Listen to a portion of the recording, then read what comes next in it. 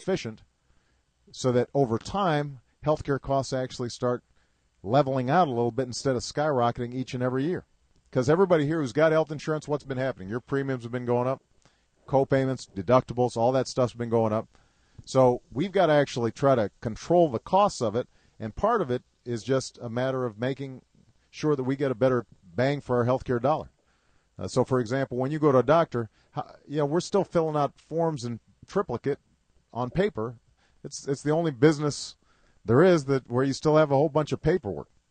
And what we're trying to do is to encourage information technologies so that when you go into a doctor, they can already pull down your medical records electronically.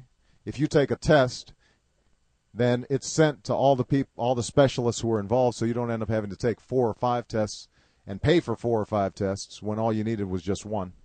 Those are the kinds of things that will take a little bit longer to actually take into effect, but hopefully over time are actually going to lower costs. All right.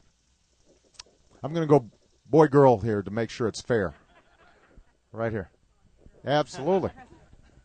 Mr. President, I'm concerned about the furor lately. It's similar to what's happened in the past, but it's reemerging mostly from the Republican Party, but some Democrats, that Social Security needs to be privatized because it's losing money and it's going to go broke and that sort of thing. How would you comment on that? I have been adamant in saying that Social Security should not be privatized, and it will not be privatized as long as I'm president. And here's the reason. I was opposed to it before the financial crisis, and what I said was that the purpose of Social Security is to have that floor, that solid, rock solid security, so that no matter what else happens, you've always got some income to support you in your retirement. And I've got no problem with people investing in their 401ks, and we want to encourage people to invest in private savings accounts. But Social Security has to be separate from that. Now imagine if Social Security, if a portion of that had been in the stock market back in 2006 and 2007. I mean, you saw what happened with your 401ks. You lost 20, 30, 40% of it. Now we've recovered. In part because of the policies that we've put into place to stabilize the situation. The stock market has recovered 60, 70% of its value from its peak. But, if you were really in need last year or the year before and suddenly you see your assets drop by 40%, and that's all you're relying on, it would have been a disaster. So here's the thing. Social Security is not in crisis. What is happening is that the population's getting older, which means we've got more retirees per worker than we used to. We're going to have to make some modest adjustments in order to strengthen it. There are some fairly modest changes that could be made without resorting to any newfangled schemes that would continue Social Security for another 75 years, where everybody would get the benefits that they deserve. And what we've done is we've created a fiscal commission of Democrats and Republicans to come up with what would be the best combination to help stabilize Social Security for not just this generation, but the next generation. I'm absolutely convinced it can be done. And as I said, I want to encourage people to save more on their own. But I don't want them taking money out of Social Security so that people are putting that into the stock market. There are other ways of doing this. For example, it turns out that if you set up a system with your employer where the employer automatically deducts some of your paycheck and puts it into your 401k account, unless you say you don't want it done, it turns out people save more just naturally. It's just kind of a psychological thing. If they take it out of your paycheck and they automatically take it out, unless you affirmatively say don't take it out, you'll save more than if they ask you, do you want to save? And then you say, no, I'm going to keep the money. and then you save less. So that's just a small change. It's voluntary, but that in and of itself could end up boosting savings rates significantly. So there are a bunch of ways that we can do you make sure the retirement's more secure, but we've got to make sure that Social Security is there not just for this generation but for the next one. Okay? All right. Gentleman's turn. And by the way, I know that some folks may be hot, and if they are, you guys can always move into the shade. Mr. President, sir, my name is Aaron McGreevy. I was born and raised in a good blue-collar town in Toledo, Ohio. I grew up in a union family, and I work now for a significant number of pension assets in the labor union market with an investment firm. I think the question I have that most bothers me is what's important to my people out there that I talk to, and those two things are the first, what's going to happen with their pensions, especially those, as you know, in the red and the yellow. The PPA is not exactly been that favorable to him, and the PBGC is not a very good option. My father had to take early retirement. He's not receiving the maximum amount after decades of hard work and service that he had anticipated. The second part is I'm not naive enough to think that just the pensions alone can help save workers. We've got 9.5% unemployment in this country, at least at last release. And I'm sure, as you know, that's even more, it's larger than that for the manufacturing industry and us in the Rust Belt, Toledo, Detroit, Cleveland. Obviously, we need to put those guys back to work. They need to have man hours out there. How can we create a sustainable competitive product and an advantage to make us another leader in the manufacturing and labor force industry going forward, not just to get them back to work for a year or two, sir, but to get back to work for the long term so they can grow the market on their own with their own product and their own work? Well, look, this is a great question, and it goes to the heart of what our economic strategy has to be. And Senator Brown, Congresswoman Kilroy, and others, I know this is their number one concern each and every day. And certainly this is your governor's number one concern each and every day, is how do we make sure that we're creating a competitive America in which we aren't just buying things from other countries, we're selling things to other countries, that we're making things here in the United States of America. Let me give you a couple of examples of areas that I think have an enormous promise. Number one is the whole clean energy industry. And Toledo actually is becoming a leader in this, creating good jobs in areas like solar, building solar panels, wind turbines, advanced battery manufacturing. There is a whole series of huge potential manufacturing industries in which we end up being world leaders and, as a bonus, end up creating a more energy efficient economy that is also good for the environment. Now,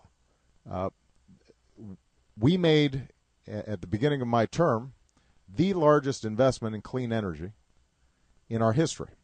And so there are plants that are opening up all across the country, creating products made in America that are now being shipped overseas. I'll give you one example, and that's the advanced battery manufacturing industry. These are the batteries that go into electric cars, or the batteries that are ending up helping to make sure that if you get solar power or wind power, that it can be transmitted in an efficient way. We had 2% of the entire market. 2%. By 2015, in 5 years, we're going to have 40% of that market because of the investments that we made.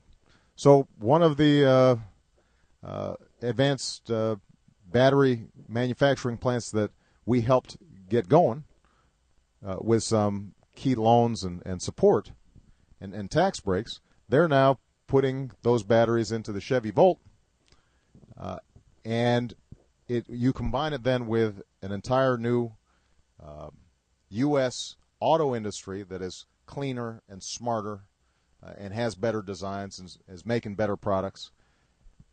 Those are potentially thousands, tens of thousands, hundreds of thousands of manufacturing jobs, and the Midwest is really poised to get a lot of those jobs. In a town like Toledo, where you've still got a lot of skilled workers, they are poised to be able to take off on that. But we've got to continue to support it. The other area that I've already mentioned is infrastructure. We've got about $2 trillion worth of infrastructure improvements that need to be made all across the country. Roads, bridges, sewer lines, water mains. It's crumbling. The previous generation made all these investments that not only put people to work right away, but also lay the foundation then for economic growth in the future. And we used to always have the best infrastructure worldwide. Now, if it comes to rail, we certainly don't have the best rail system in the world. Our roads, in a lot of places, aren't the best. Our airports aren't the best. Somebody's laughing. They just obviously went through an airport. So we've got a lot of work to do on infrastructure, and this is an area where I hope we can get some bipartisan agreement. It's hard to get bipartisan agreement these days, but I think the notion that we can put people to work, rebuilding America, investing in making stuff here in the United States, that, by the way, every time you build a road, that's not just people putting people to work on the actual construction. All those supplies that go into road building, all those supplies that go into a bridge, all those supplies that go into rail, that's creating a ripple effect all throughout the economy. So I think that's a second area of great potential. The last point you made was had to do with pensions. Look, the truth be told, the way we were handling pensions, both in private companies and among public employees, a lot of it wasn't that different from some of the stuff that was going on in Wall Street. Because what happened is that these pensions weren't adequately funded. Some of these companies would underfund it and then say, well, we're going to get a 8% return or 10% return on our pension funds to make it look like they were adequately funded when they weren't. That contributed to pension funds chasing a lot of risky investments that promised these high returns, but in fact, were built on a house of cards. So you're going to see a number of pensions in a number of companies that are underfunded. Now, we've got a mechanism at the federal level that provides a certain percentage backup or guarantee for these pension funds if they fail. But we're going to have to, I think, work with these private sector companies so that right now they've become very profitable. Companies are making money right now.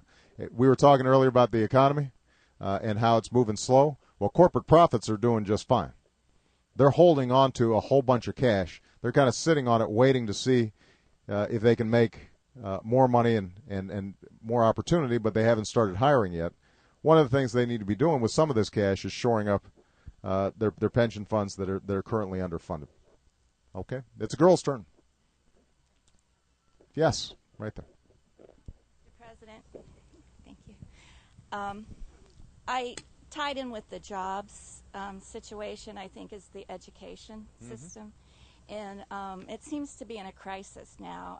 And people are not being educated to take these jobs that are going to be created. And I wondered what sort of plans you might have for that. That's a great question. Are you in education? No. No? I'm a nurse. Well, that's important too. Yes. Thanks for the care you give to people all day long. I'm a big fan of nurses. So,